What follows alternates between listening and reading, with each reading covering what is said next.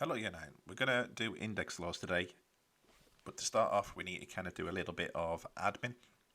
Um, so, last week I set you an end of topic, which is now on screen. It was this one about regions. What you need to do first of all today is mark this piece of homework yourself. So, the answers are now on screen. It's also a file on Show My Homework.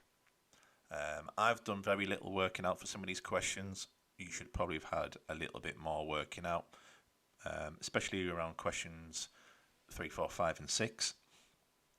So you need to mark those yourself.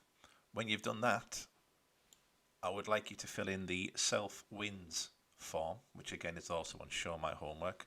So you need to write down what you did well at, what you need to do in order to improve, and what your next steps are. Okay, now I am going to ask that you submit your completed form back to me so I can see what you've done well at, what you have identified that you need to improve on, and what you're going to do about it. Now, for part of your next steps, what you are allowed to do is pick one of the follow-up questions. So the follow-up questions is also attached on Show My Homework. There are only 5 questions. You do not need to say that you need to do all of them. If you do not need to do all of them, you might just need to do one. You might need to do maybe 3 or 4 of them, depending on how well you've done. Okay, and to help you with those, again, there is a set of answers that go with those follow-up questions. Okay, so it's kind of a bit of an admin task to start off with. You need to mark your own homework. You need to do your own wins assessment, identifying what you're going to do. There's a few questions there that you can do, and most importantly, what I need you to do is send me this form back to me so I can see who has marked their homework and who hasn't. Okay, I have already made a list of those who actually submitted the homework to me. Those who had or have not by Friday, I think the deadline was. I have sent your names off, as I have to do one every week.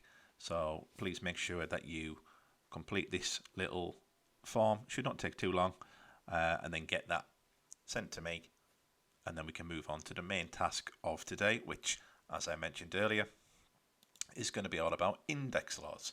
Now, there's a good chance you have done this in previous years, and today's lesson you should find relatively easy compared to some of the stuff that we have been doing. The first section of this new topic should be recap stuff, and you should find it all quite straightforward, really. So you should know what an indice is, or a power. Okay, it's when you've got something like the one on screen, which is 3 to the power 6. We call the 3 the base number, and we call the 6 either a power or an index. The plural of index is indice. Okay, you've come across that word a few times, especially in bid maths. It's the I, you would say indices. And there's lots of things we can do with these indices if we have them as a sum. We can do quite a lot of simplifying based on a few rules. We're going to do 5 of these rules today, which are not too tricky. We're going to look at some more of the complex ones next lesson, which is Friday. Today's quiz, which is the one that I kind of postponed from last Friday, is based on this topic. So please make sure that you do today's work before you try and do the quiz.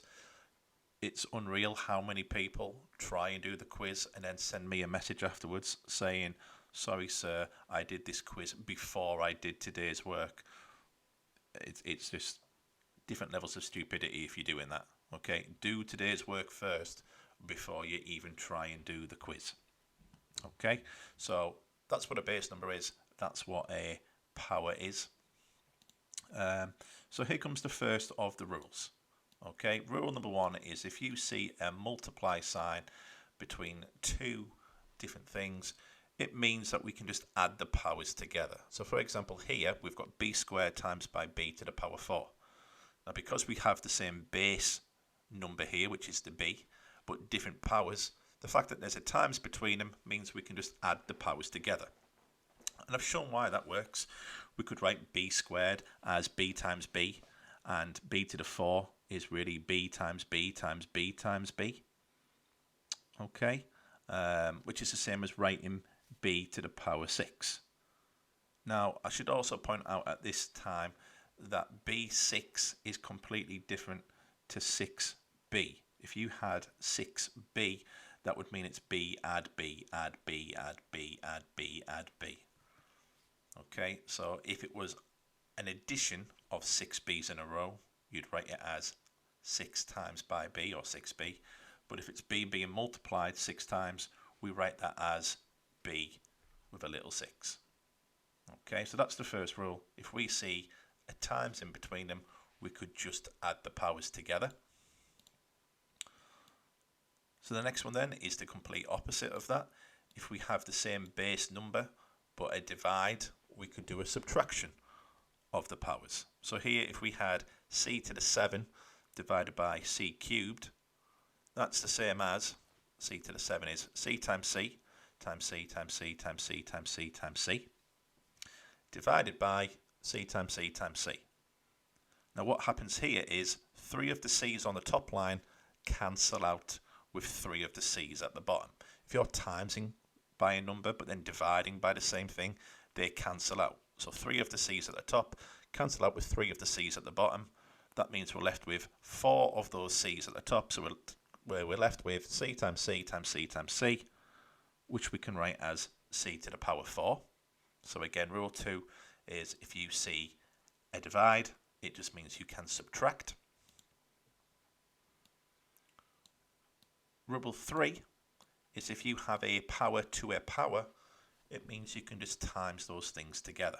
So if you had d cubed all squared, well, if you square something, it means you're timesing it by itself.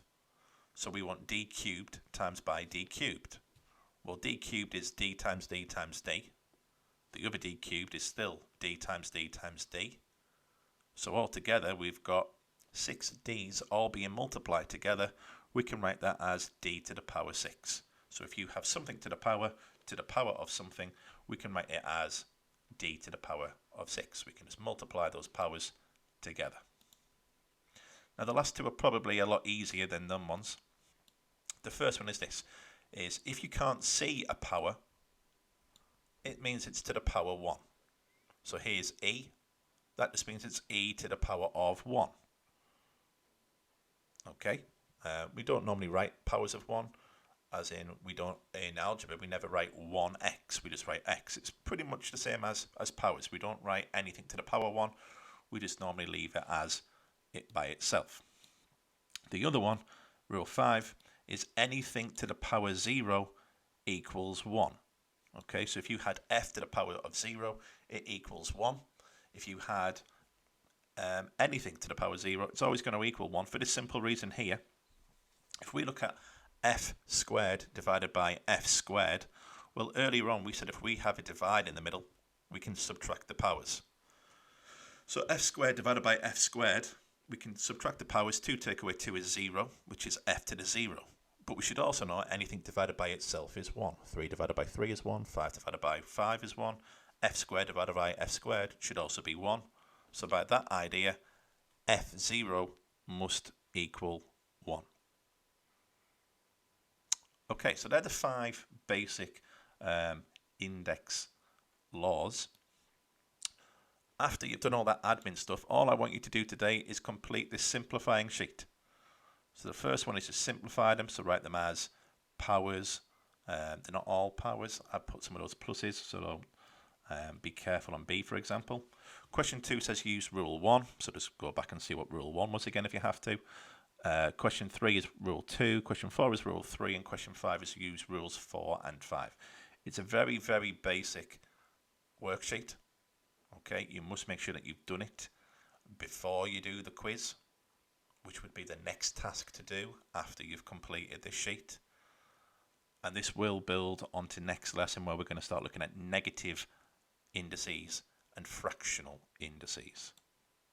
Okay, so everything I've just said is on Show My Homework. I'll say it one last time. Your first task is to mark your piece of homework from last lesson. You need to do your wins feedback and send me that wins feedback. You then need to do any follow-up questions that you have set yourself. After you've done that, you start today's work, which is the index laws sheet. After you've done that, you need to do the quiz. Then you are done. You do not need to send me the basic indices worksheet. The fact that you will have done the quiz will let me know how good at the index laws you are.